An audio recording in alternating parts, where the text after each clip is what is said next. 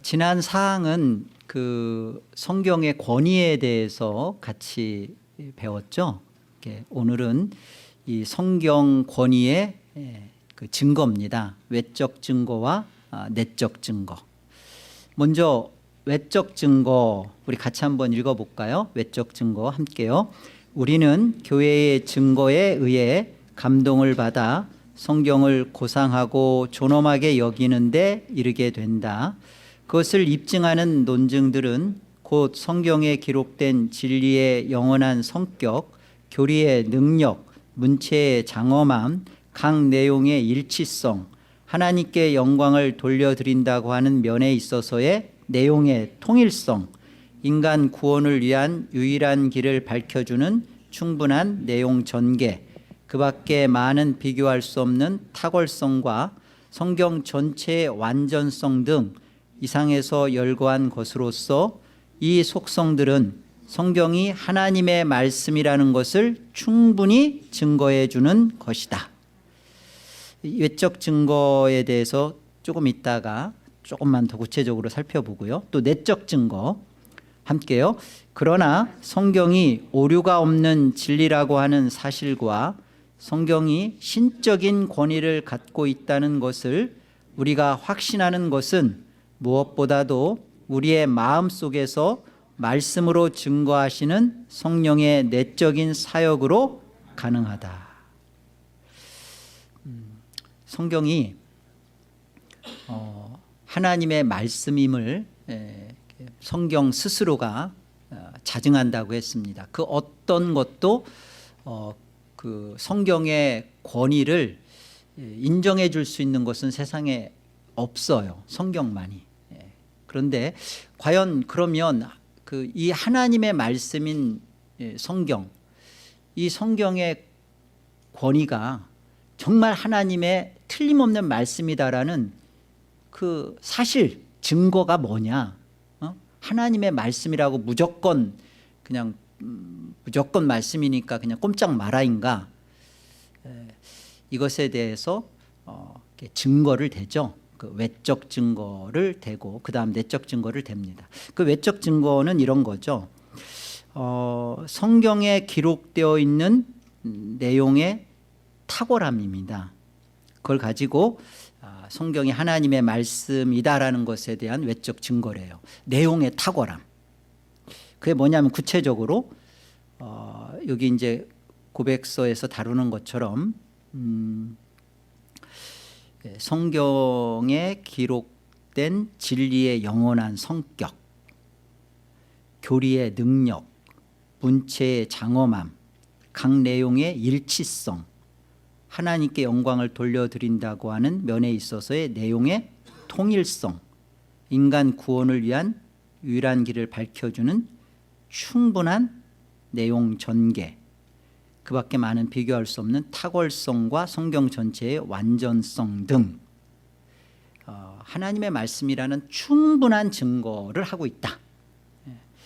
일단 그 내용의 그 탁월함에 있어서 그 내용이 신령하다는 거예요. 신령하다라는 것은 그 내용이 그 영적인 거라는 거죠. 내용이 그 하나님의 그 나라와 그 영적인 것들을 알게 해주는 그 내용의 신령성, 교리의 효험, 그 성경에서 다뤄지고 있는 그 구원에 이르는 그 진리에 대한 교리들이 이렇게 그 효력 있게 능력 있게 역사하고 있다라는 겁니다. 문체의 웅장함, 그리고 내용상의 일치성. 우리가 신구약 성경을 보면서 이게 1500년에 약 45, 6명의 저자를 통해서 서로가 이렇게 완벽하게 하나의 통일된 일관성 있는 내용을 이렇게 할 수가 있을까? 어제 오늘이 아니라 1500년의 기간이거든요. 그런데 똑같은 한 방향을 향하여 일치하고 있고 그 내용이 통일되어 있어요. 그것은 성경이 하나님의 말씀이라는 외적 증거다. 그리고 내용 전체의 목표, 그 성경에서 그 내용이 일치되고 있는 것뿐만 아니라 바라보고 가르치고 나아가는 그 목표가 같다는 거예요. 성경 어디를 이렇게 열어보아도 구약이 929장이에요. 66권 929장. 신약 27권이죠.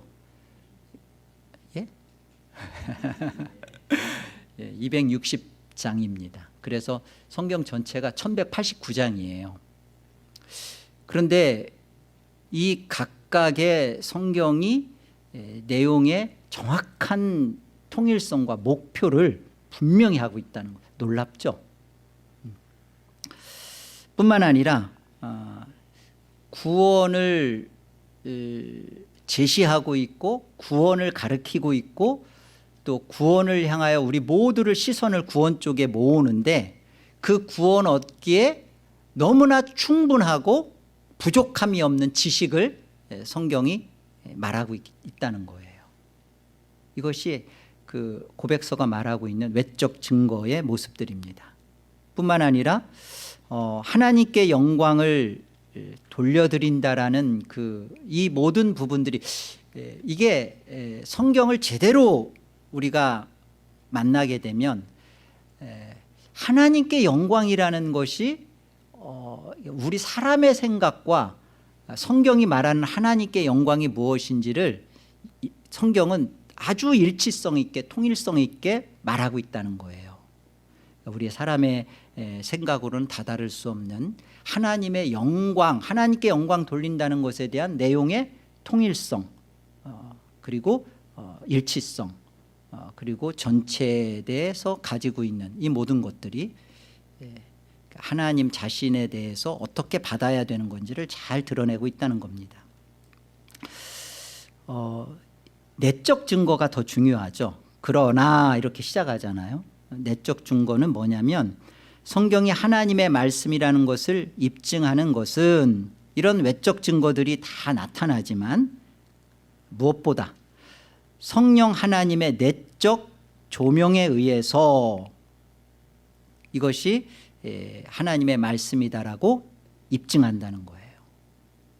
이 모든 것들이 다 이렇게 그 외적으로 있어도 성경의 권위와 무호성을 내적으로 증거하시는 성경의 저자이신 성령 하나님의 조명하심이 없으면 이것이 하나님의 말씀이다라고 받아들일 수 없다는 거예요. 아무리 인간의 생각을 뛰어넘고 인간의 문체를 넘어서고 장엄하고 웅장하고 항복될 수밖에 없는 통일성을 들이대도 중요한 것은 성경에 대한 저자이신 성령 하나님의 일루미네이션, 이것을 적으시고 의도하신 그 성령님의 본래의 뜻과 의도대로 그 마음에 눈을 여시고 그 작업을 하셔서 받아들이게 하시는 내적 사역, 성령의 내적 사역,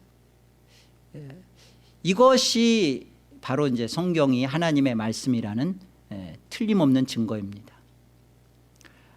아무리 이렇게 성경을 읽는 그 사람들의 부류가 있어요. 2000년 동안 성경은 거짓이다, 그것을 연구하고 성경을 끊임없이 연구하는 읽는 사람들이 있습니다. 그러면서 거기서 과학적 모순과 시대적 문자적 그런 오류들을 찾으면서 성경은 하나님의 말씀이 아니다라고 주장하는 사람들이 여전히 지금도 있어요.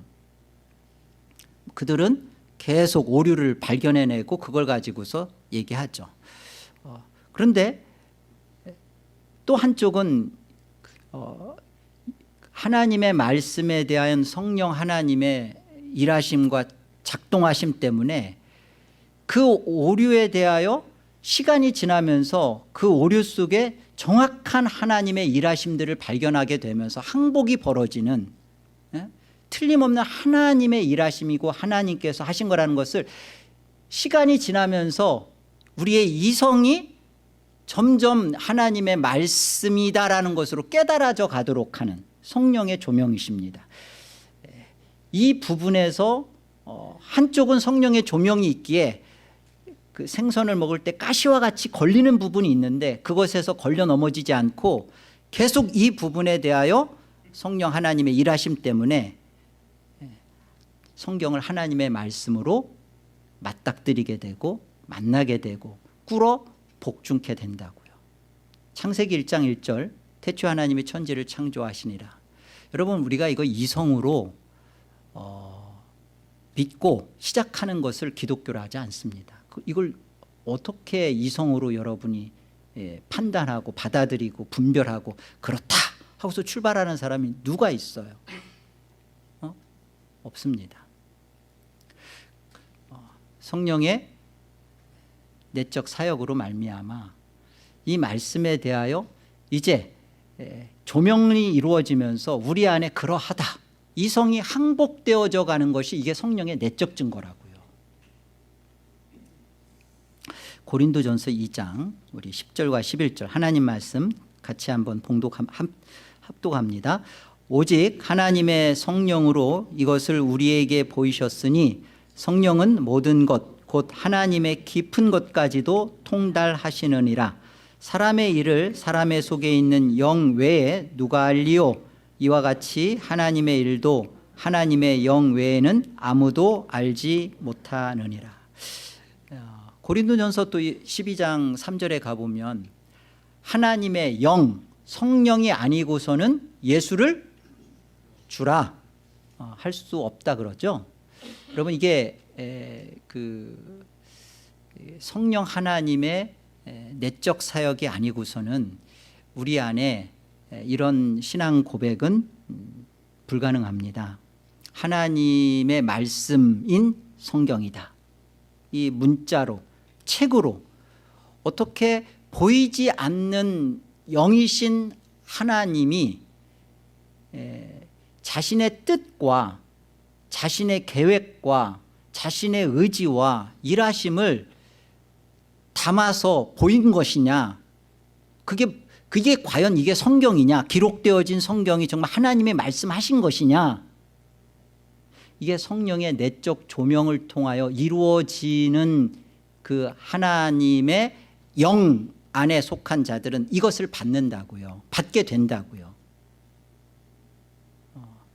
예수를 주라 시인할 수 있는 것이 말로 난 성경 하나님 말씀이야 라고 말로 믿는다고 하는 것이 아니라 진짜 성경은 하나님의 말씀이다 라고 항복이 벌어지는 일이 성령 하나님이 하시는 일이라고요. 예수를 믿습니다. 그 믿습니다라는 게 진짜 믿어지는 그 일이 성령 하나님이 내 안에서 하시는 일이라고요. 믿습니다 하고 말하는 것이 그 믿는 것이 아닐 수 있어요. 이 부분에서 우리가 놀라고, 그리고 내적 증거를 받아서 성경이 하나님의 말씀임을 내 안에 조명이 되어서 믿어지는, 들어와지는 자에게는 성경에 대한 성경의 권위가 내 안에 증거로 있는 거죠. 누가 뭐라고 해도 뭐 창조과학회가 얘기했기 때문에 하나님 말, 그거 아니에요. 과학이, 시대가 인정해주고, 아니 인정 안 해주면 그럼 하나님 말씀이 아니게 되는 건가요? 그런 것과 상관없습니다. 과학이나 철학이나 뭐 환경이나 뭐가 증명해주든 증명 안 해주든 가장 중요한 것은 뭐예요? 이런 외적 증거들을 통한 우리가 궁금해하고 이해가 안 되고 답답했던데 성령의 조명이 내 안에서 나를 꿇어 말씀 앞에, 그 사실 앞에 믿어지도록 하는 성령 하나님의 역사라는 거죠. 예. 그래서 칼빈은, 자 보세요, 칼빈이 이렇게 기독교 강요에서 이렇게 말했습니다. 성경에 대한 최고의 증거는 일반적으로 하나님께서 친히 그 속에서 말씀하신다는 사실에서 비롯된다. 잘 보세요. 성경에 대한 최고의 증거가 뭐냐? 일반적으로 하나님께서 친히 그 속에 어디예요? 예, 성경 속에서 말씀하신다는 사실에서 비롯된다. 성경이 진리라는 확신의 근거를 인간의 추리나 판단 혹은 이성보다도 더 높은 것에, 즉 이게 중요한 말이죠, 성령의 은밀하신 증언에 두어야 한다. 밑줄 빡 그세요. 성령의 은밀하신 증언. 성경이 그 자체의 위엄으로 인하여 사람들에게 높임을 받는 것은 사실이지만, 그렇죠, 셰익스피어보다 훨씬 성경의 문체라든지 이런 모든 부분에서 높임을 받는 게 사실이에요. 그러나 보세요. 오직 성령을 통하여 우리 마음에 그것이 인쳐질 때야 비로소 성경이 우리에게 진지한 영향을 주게 되는 것이다. 여러분, 너무너무 중요한 말입니다.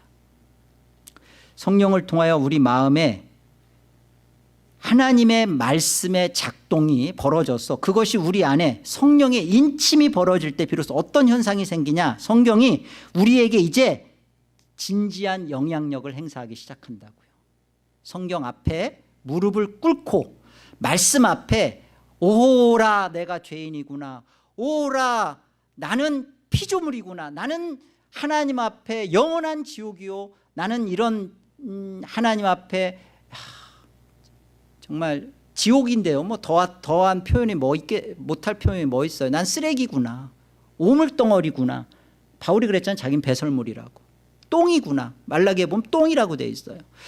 자, 이런 사실 앞에서 비로소 성경이 하나님의 말씀 앞에 살아낼 수 없는 우리 속에 그 다음에 제시되는 놀라운 하나님의 일하심 앞에 비로소 항복이 벌어져요. 인간의 거짓된 의 내려놓게 되고 비로소 하나님이 어떤 일을 하셨나, 하나님이 왜 이 땅에 오셔서 그가 저주거리가 되시고 나무에 달리시고 그가 저주를 받으셔야만 했는가라는 문제에 대하여 영향을 내 안에 받게 되는 거예요. 그 전에는요, 성령의 일하심과 작동하심, 성령의 그 마음에 성령의 인침이 있기 전까지는 이 성경은요, 머리로는, 이성으로는 그렇구나, 아마 그렇구나.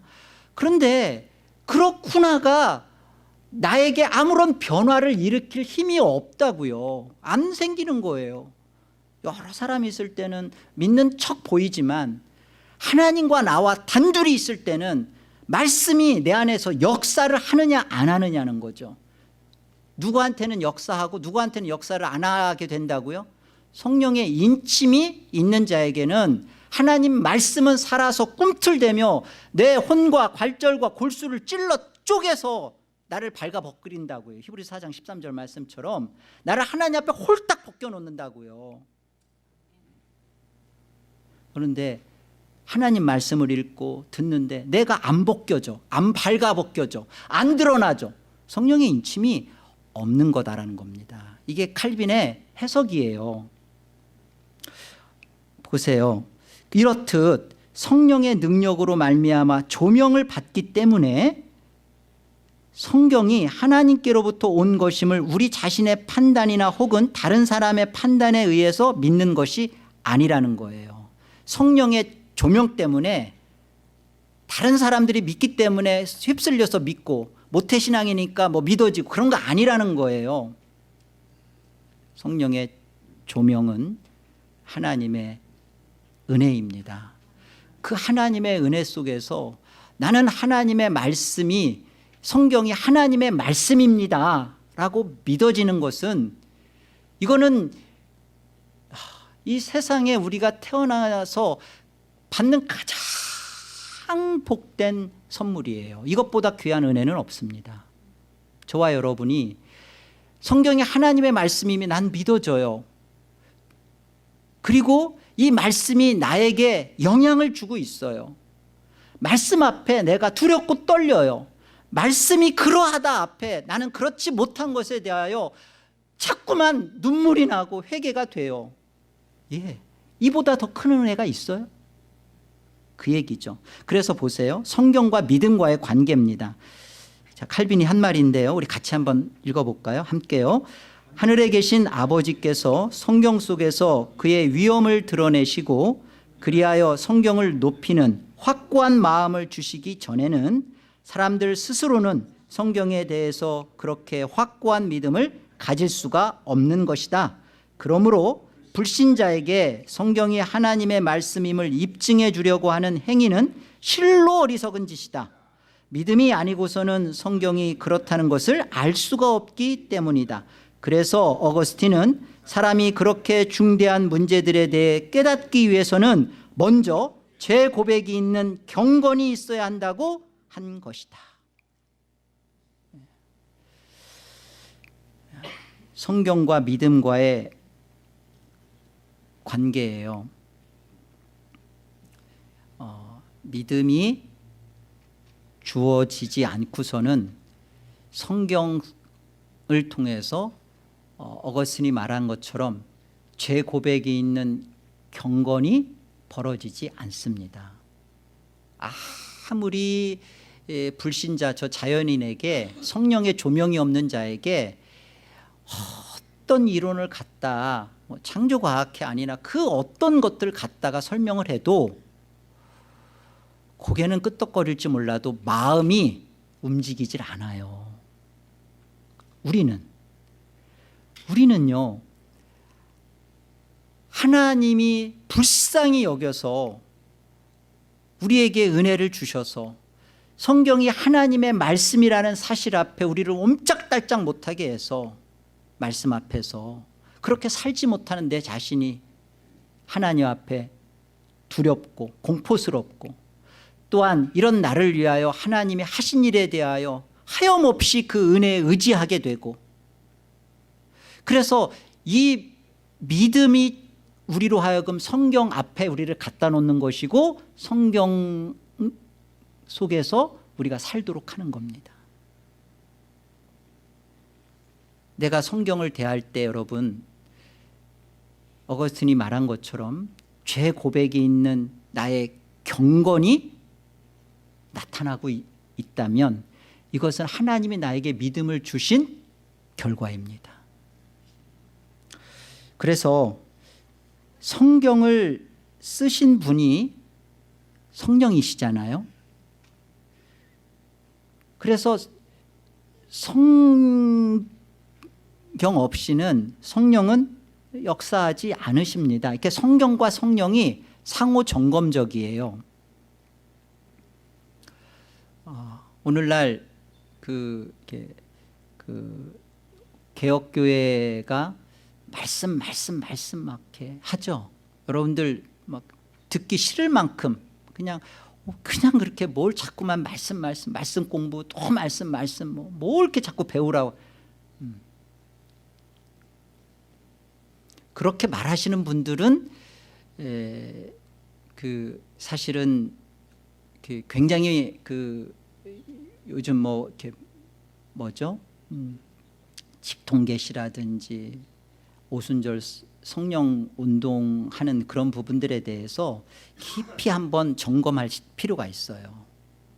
왜 말씀이 이렇게 우리 안에 절대적이고 소중한가?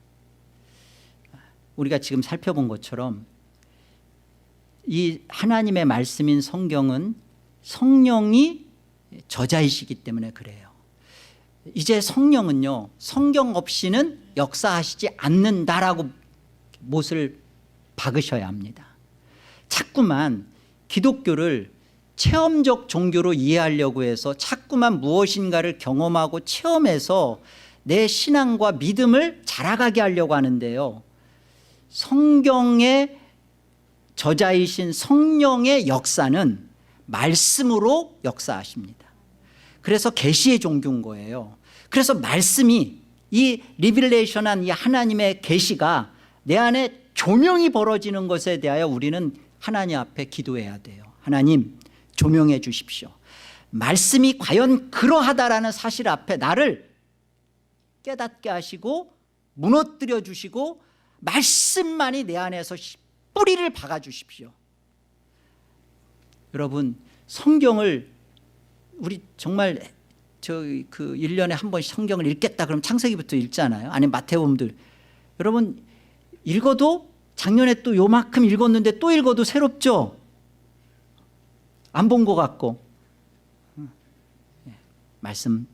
말씀은 그 찬송가 가사처럼 어제 들려주신 그 말씀, 그 복음 또 들려주시오. 여러분 성경은요, 성령 하나님께서 말씀을 통하여 기뻐 사용하시고자 하십니다. 성령의 역사를 우리 막 원하죠. 성령이 막 그냥 폭발적으로 막 에덴 개혁장로교회도 막 부흥이 일어나. 특징이 있어요. 성령의 부흥은 말씀이 흥왕할 때입니다. 말씀이 흥왕하여 세력을 얻을 때예요. 막 기도하니까 막 부흥 아니에요. 말씀이 흥왕하여 세력을 얻으면 기도를 합니다. 기도해서 부흥이 오는 게 아니라 말씀이 흥왕하여 말씀 앞에 막 포복절도하면서 이쪽에서 거꾸라지고 저쪽에서 거꾸라지고 하나님 내 뜻대로 살았습니다. 하나님 내가 내 인생에 있어 내가 주인이었습니다라고 회개하고 포복절도하고 통해 자복하는 막 그런 절절한 그 회개하며 눈물 쏟는 기도가 벌어질 때 뭐로? 말씀을 통하여 그런 기도가 벌어질 때 부흥이 나타나는 겁니다. 성령님의 역사는 하나님 말씀의 조명을 받게 되는 거예요. 성령의 역사, 다른 걸로 여러분 성령의 역사를 찾지 마십시오. 하나님의 말씀이 내 안에 조명이 받아지는 거예요. 조명이 이루어지는 거예요. 조명이 뭐예요? 이 말씀에 대하여 하나님의 뜻이 비춰지는 거예요.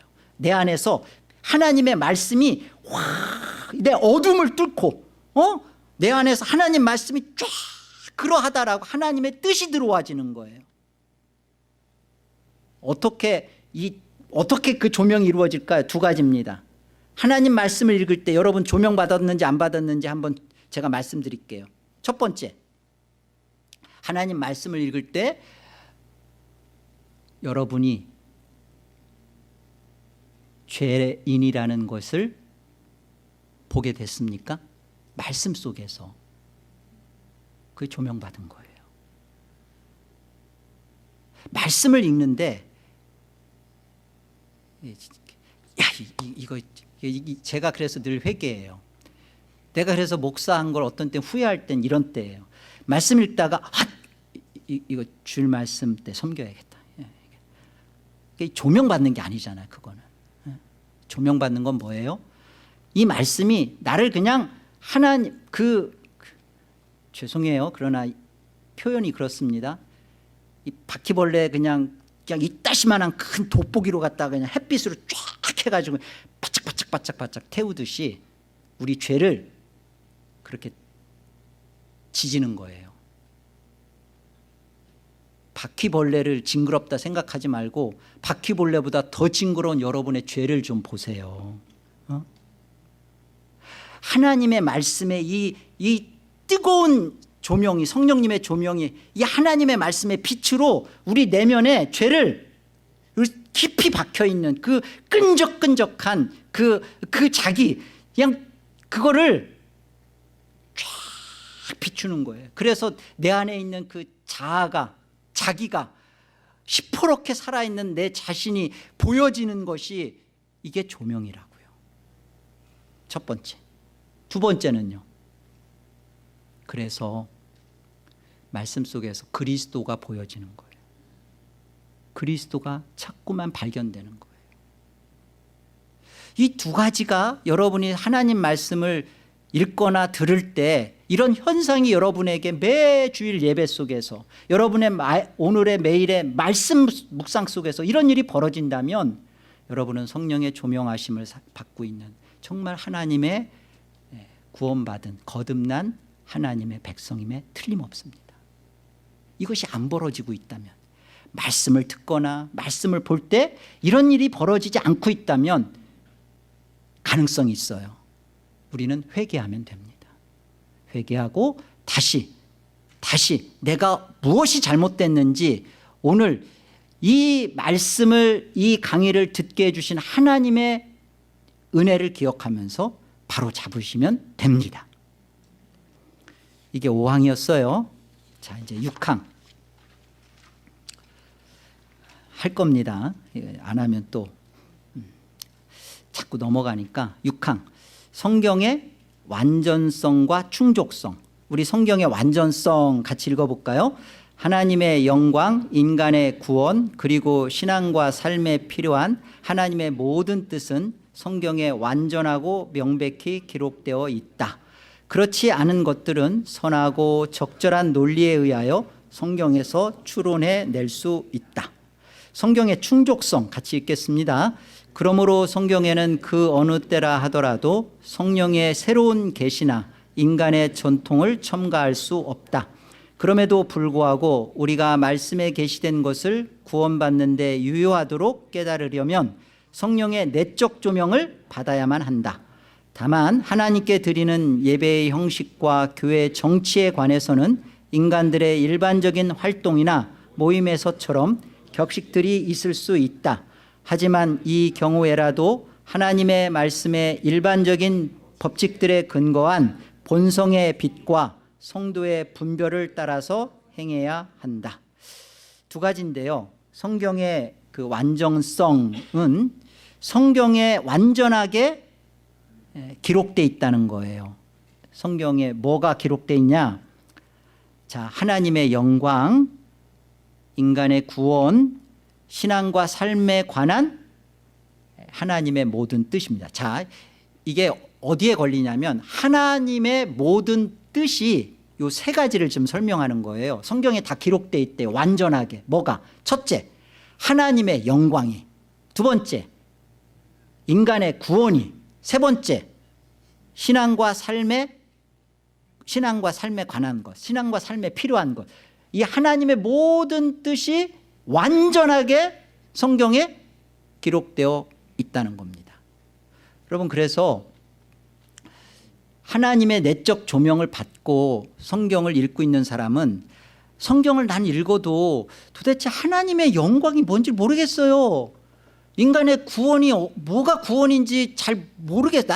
난 구원 받았는지 못 받았는지 잘 헷갈려요.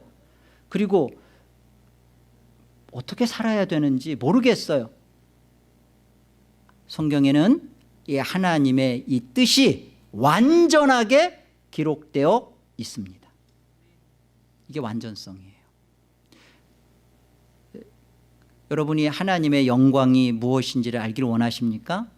완전하게 기록되어 있는 하나님의 뜻이 성경에 나타나 있습니다. 이 부분에서 내적 하나님의 조명이 이루어지면 뚜렷하게 하나님의 영광을 맞닥뜨릴 겁니다. 인간의 구원이 도대체 무엇인지에 대해서 뚜렷하게 하나님의 뜻으로 조명받게 됩니다. 어떻게 살아야 되나? 나는 정말 믿는다고 하는데 믿는 자의 삶이 어떻게 나타나야 되나? 하나님의 뜻은 나에게 도대체 어떻게 살라는 것인가? 성경에 정확하게 있다 없다? 완전하게 기록되었다는 거예요. 완전하게. 두 번째, 성경의 충족성은요, 성경에 기록될 더 이상의 하나님 말씀, 즉 계시는 없다입니다. 성경에 하나님의 뜻, 하나님이 알려주시고자 하시는 하나님의 구원 작정, 또 하나님의 영광, 이 모든 것에 있어서 성경은 이미 우리의 구원에 관한 지식에 있어서 종결이에요. 성경의 종결은 다른 말로 말하면 계시의 종결이에요. 더 이상 계시라는 게 뭐예요? 하나님의 감추어져 있는 어떤 뜻을 더 이상 하나님이 더 이상 그 성경에다가 또 더 이상 뭐를 내가 이거 미처 얘기 못한 거야 라고 직통 계시 줄 게 없다예요. 그게 성경의 뭐다? 충족성이라고요. 우리는 성경의 완전성만이 아니라 또 권위에 대한 성경의 무호성, 하나님의 말씀은 권위가 있어서 말씀 스스로가 자증하기 때문에 무오하다. 하나님의 무오성, 성경의 완전성, 성경의 충족성 믿습니다. 다시 할 거예요. 그러면 아니 이걸 아멘을 안 한단 말이에요. 지금 난 시간 괜찮아요. 그냥 이건 정말 확인하고 믿습니다. 네. 고린도전서 13장 8절 보면요, 사랑은 결코 없어지지 아니하되 예언, 대언이죠.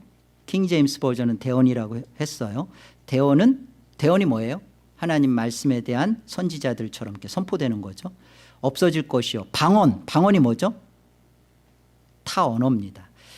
그칠 것. 여러분, 예언이나 방언이나 또 지식이나 이 모든 게 계시, 하나님의 뜻을 알려주는 계시로서 종결이라고요. 여러분들이 나는 이거 방언에 대해서는 제가 특강 따로 한번 할게요. 지금 잘 준비해 놓고 있으니까. 그러나 알 것은 여러분, 방언에 대해서도 성경은 그쳤다 이니까 그치십시오.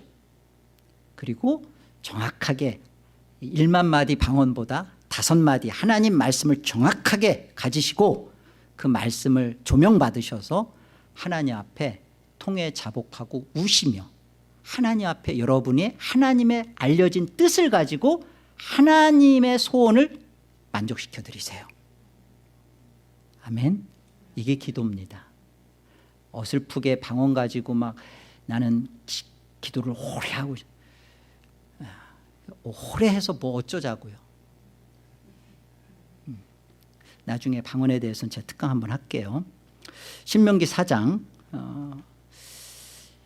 이스라엘아, 이제 내가 너희에게 가르치는 규례와 법도를 듣고 준행하라. 그리하면 너희가 살 것이요 너희 조상의 하나님 여호와께서 너희에게 주시는 땅에 들어가서 그것을 얻게 되리라. 내가 너희에게 명령하는 말을 너희는 어떻게 하지 말라? 더하거나 빼지 말라. 내가 너희에게 내리는 너희 하나님 여호와의 명령을 지키라. 계시록 22장 18절 19절 같이 읽습니다.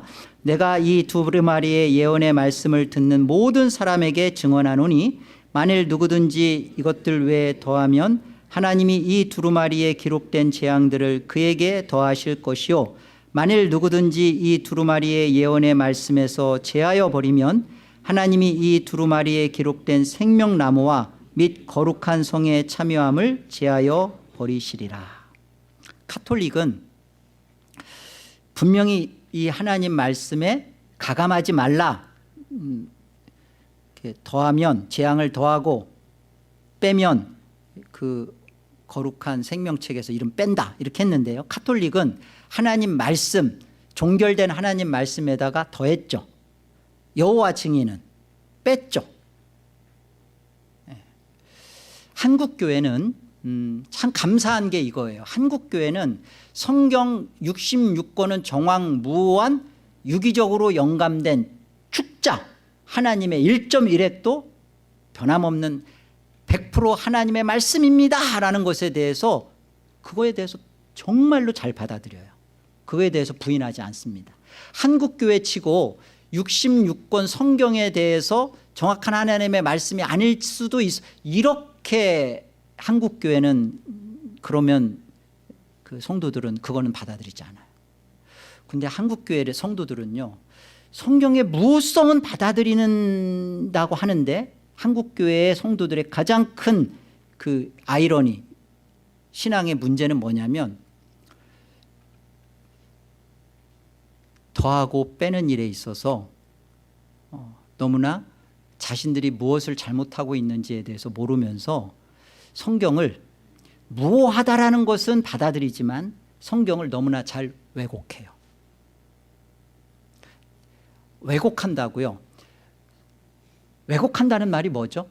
오늘 말씀에서 우리는 하나님 말씀 틀림없습니다, 믿습니다, 그렇게 믿는다고 말은 한단 말이에요. 그런데 여기 보니까 더하거나 빼지 말라고 했죠. 더하거나 빼지 말라는 것이 기록되어지는 것뿐만 아니라 왜곡시키지 말라는 거예요. 말씀 그대로 살으라는 거예요. 자기 안에서 누가 그렇게 살아? 누가 그렇게 할 수 있어? 그렇게 안 하는 거예요. 왜곡하는 거죠. 왜곡시키는 거예요. 여러분, 제가 한번 뭐 성경 어디를 봐도 마찬가지지만 제가 몇 군데 이제 그냥 마태복음 몇 군데 시작하면서 하나님 말씀입니다. 예수님의 직접 하신 말씀이에요. 마태복음 5장 23절쯤에 가보면 그러죠. 그 제단에 예물을 드리려 가다가 형제에게 원망 들을 만한 일이 생각나거든 예물을 제단 앞에 두고 너는 형제에게 가서 어떻게 하라? 화목하고 그 다음에 내게 와라 그러죠. 원망할 일이 아니라 원망 들을 만한 일이 생각나거든. 여러분, 이렇게 이 말씀대로 여러분 부대끼고 있나요? 예배를 오는데 내가 원망하는 사람이 아니라 누군가 나를 원망하겠구나, 누군가 나에 대해서 불편하겠구나, 누군가 나 때문에 예배하는데 집중이 안 되겠구나, 누가 나 때문에 하나님 말씀을 받는 데 있어서 힘들겠구나, 그런 사람이 생각이 아예 없다, 나는 그런 사람 아예 생각 안 한다, 그러면 뭐 대책 없는 거고요. 근데 거듭난 하나님의 자녀는 매 예배 때마다 이게 찾아올 수 있어요. 하다못해 내 와이프한테 내가 그러잖아요. 제가 그런 사람 얘기 들었어요. 예배하러 오다가 차에서 서로 싸우는 거야. 여기까지 왔대. 그리고 예배당에 못 들어와서 그냥 가. 원망 들을 만한 일이 생각나거든 이렇게 먼저 화해하고 그런, 내가 원망 들을 만한, 내가 원망하는 게 아니라 원망 드는 일이 생각나거든 어떻게 하라고요? 가서 먼저 화해하고 화목하고. 여러분, 이것이 주님의 말씀입니다. 근데 우리 왜곡하잖아요. 누가 그렇게, 내가 뭐 꼭 그렇게 해야 돼? 꼭 그렇게 하셔야죠. 꼭 그렇게 하셔야 되는 겁니다. 그렇게 안 되고 있으면 우리는 하나님 말씀을 무하다고는 말하면서 그 말씀을 가감하고 있는 거예요. 난 가감하지 않는다고요? 그 말씀대로 안 사는 것은 빼는 거잖아요. 이 말씀 빼는 거잖아요.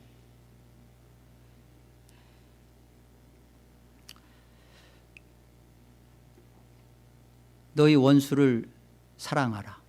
그리고 너를 핍박하는 자에게 어떻게 하라고? 마태복음 5장 44절에 기도하라.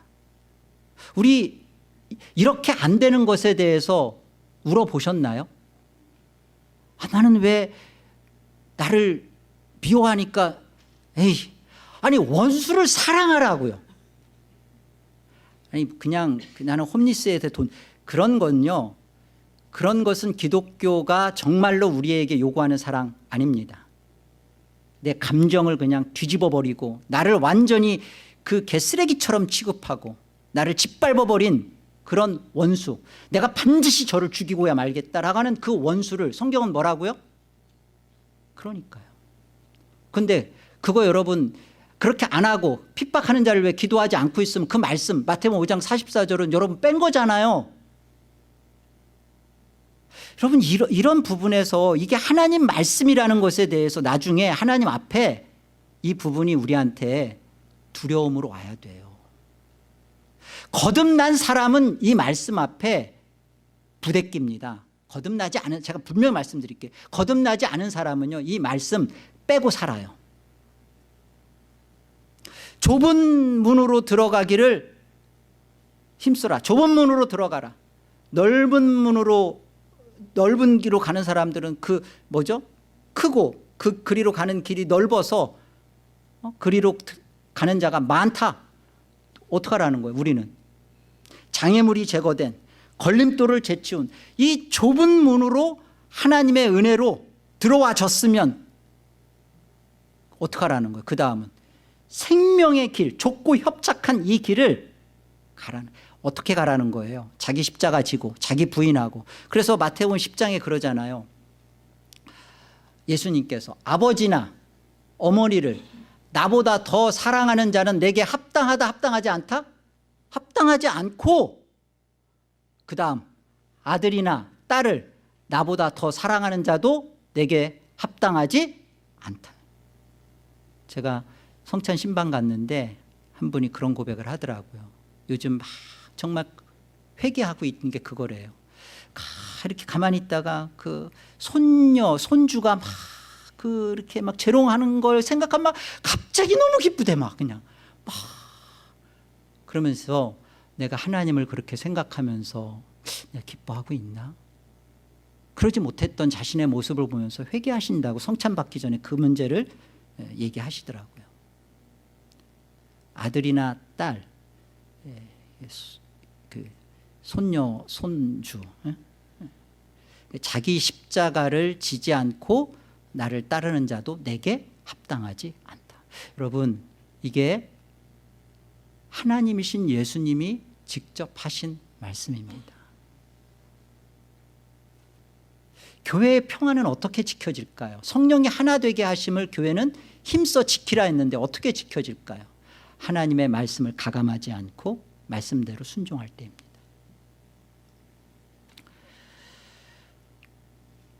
질문 두 가지가 있네요. 목사가 강대상에서 설교하는 것 하나님의 말씀이다? 아니다? 답해 보세요.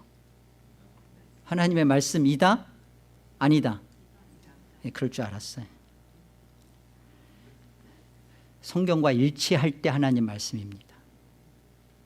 성경을 왜곡하지 않으면 하나님의 말씀입니다. 근데 성경을 왜곡하고 있으면, 다시 말하면 지옥 얘기 안 해, 자기 부인 말하지 않아, 자기 십자가 말하지 않고 철저하게 우리는 하나님 앞에 가장 아까 두 가지, 성령의 조명이 이루어지는 것 두 가지라고 했죠. 죄와 그리스도. 이것을 빼뜨리고 인간을 위로해주고 인간을 달래주고 그리고 인간의 기쁨과 만족을 자꾸만 부추겨주고, 이건 성경을 왜곡하는 겁니다. 이건 하나님 말씀 아니에요.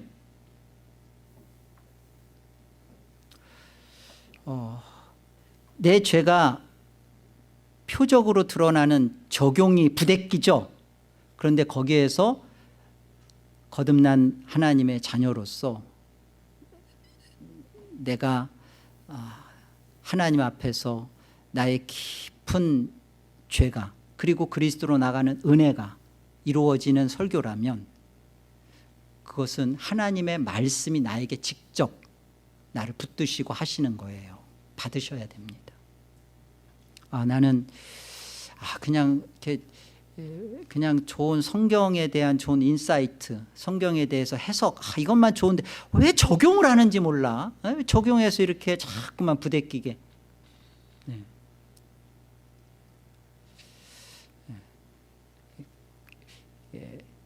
하나님의 말씀이 나에게 정말 하나하나 나를 하나님 말씀대로 살도록 빠뜨리지 않고 가게 하는가? 그렇게 가려고 하는 일에 하나님이 사용하는 겁니다. 목회자도 사용하는 거고, 우리를 그렇게 하나님이 아끼시고 다루시는 거예요.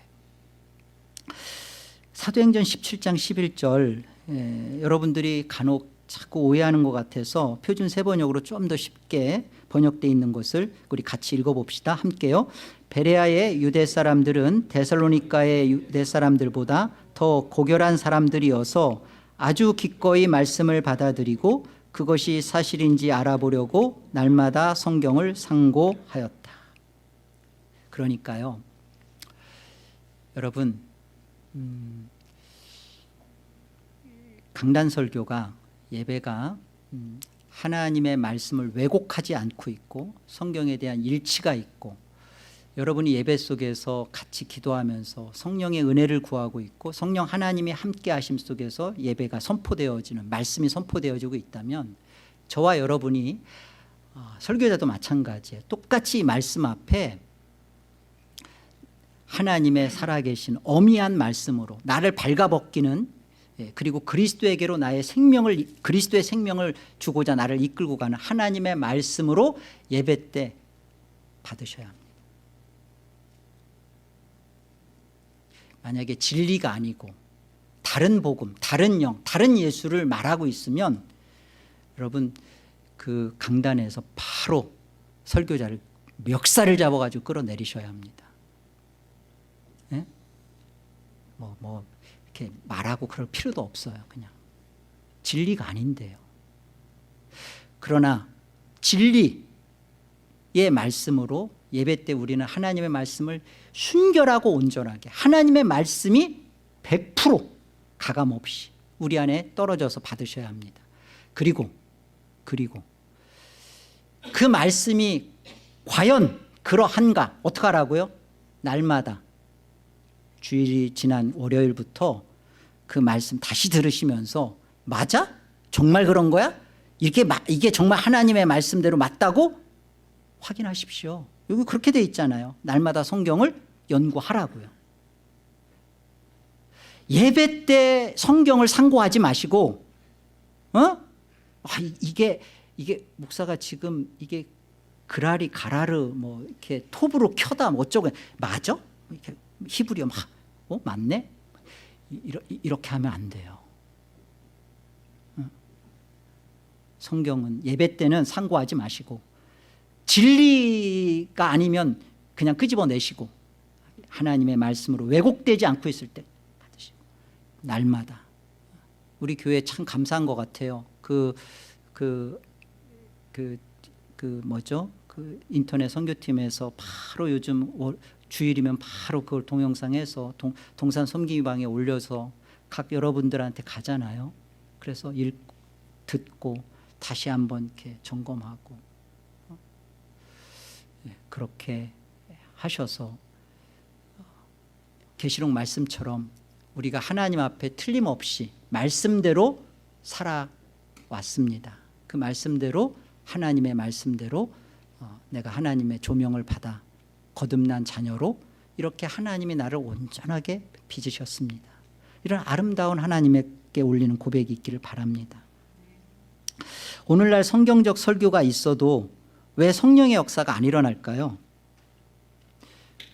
이 굉장히 중요한 질문입니다. 강단에서 진리가 선포되지 않아요. 성경을 자꾸 왜곡시켜요. 그런데 거기에 말하자면 부흥이라는 게 수적 부흥을 말하는 게 아닙니다. 영적으로 살아나는 하나님 앞에 각성이 되어지는 그런 일이 안 벌어진다. 당연한 거예요. 자, 그런데 저와 여러분이 강단 설교에서 또 여러분이 하나님 말씀을 연구하고 말씀을 묵상하고 말씀을 읽는 가운데 여러분 안에 성령의 내적 조명이 벌어져서 우리로 하여금 성경이 하나님의 말씀이라는 사실이 믿어졌고 그 말씀이 나의 빛으로 나의 죄를 밝히며 그리스도를 보여주는데 왜 성령의 역사가 안 일어나나? 더 쉽게 말하면 왜 거듭남과 회심이 안 벌어질까? 교회 안에서 왜 그런 일이 성경적 설교를 한다며 강단에서 복음만 선포한다며 그런데 왜 안 거듭나는 거야? 왜 회심이 안 벌어지는 거? 왜 사람들이 거룩해지지 않는 거야? 그러잖아요. 안 변한다고, 안 바뀐다고. 누가 바뀌냐고. 하나님 말씀인데 그리고 그 말씀이 성령께서 그것을 조명하셔서 성령의 역사가 일어나는데 안 바뀐다고요? 안 바뀌는 게 그게 거짓입니다. 바뀔 수밖에 없어요. 그런데 바뀔 수밖에 없는데 안 바뀌면 강단 설교에서 하나님의 성경적 설교가 선포되고 있는데 안 바뀐다면 그럼 도대체 뭐가 문제일까요? 목사가 너무 밉거나 네가 말하는 건 난 무조건 싫어. 목사가 너무 밉거나 그러진 않을 거예요. 근데 중요한 문제는 이게 중요해요. 성경이 오늘 배운 것처럼 하나님의 말씀이다. 이 사실을 안 받아들이고 있는 거예요. 내 원수를 사랑하고 너를 핍박하는 자를 위해 기도하라 라고 강단에서 그 말씀이 선포되었다면 그 말씀 앞에 꼬꾸라지면서 통해 자복하면서 회개가 벌어지는 것이 하나님의 말씀, 살아계신 하나님의 말씀으로 받은 자의 당연함입니다. 하나님 말씀이 용서하라 하면 그냥 당장 용서하는 일에 저와 여러분이 포커스가 딱 그리 가야 돼요. 핑계 대시면 안 돼요. 용서하라. 여러 가지 설명들이 있겠죠. 내가 용서하려고 하는데 저가 잘못했다 소리만 하면 내가 용서할 겁니다. 우리는 하나님 앞에 그랬어요? 하나님 말씀이 우리한테 그런 거 묻지 않아요. 용서하라. 그러면 우리는 어떻게 해야 돼요? 그 말씀 앞에서 가감하면 안 돼. 왜곡시키면 안 돼요. 나의 현실을 자꾸만 하나님 앞에, 하나님 그런 거 듣고 싶지도 않으시고 나중에 그것으로 우리를 이해해 주지도 않아요. 우리는 용서하라 그러면 용서. 그 당장 용서가 안 되기 때문에 하나님 앞에서 울면서 우리는 기도하고 회개하는 것입니다. 하나님이 포기하라. 너 돈, 네 자식에 대한 꿈, 그리고 너의 알아준 명예, 체면, 이 한국의 이 체면 문화 크잖아요. 포기해라. 너 똥이야, 쓰레기야. 두렵고 떨림으로 순종하겠습니다. 이게 벌어지는 게 내가 하나님 말씀을 실제로 내 안에 조명받고 있는 증거입니다. 누구가 아닌 저와 여러분 각자가 하나님 말씀 앞에서 이런 하나님의 말씀의 권위를 받으시기를 주의 이름으로 축복합니다.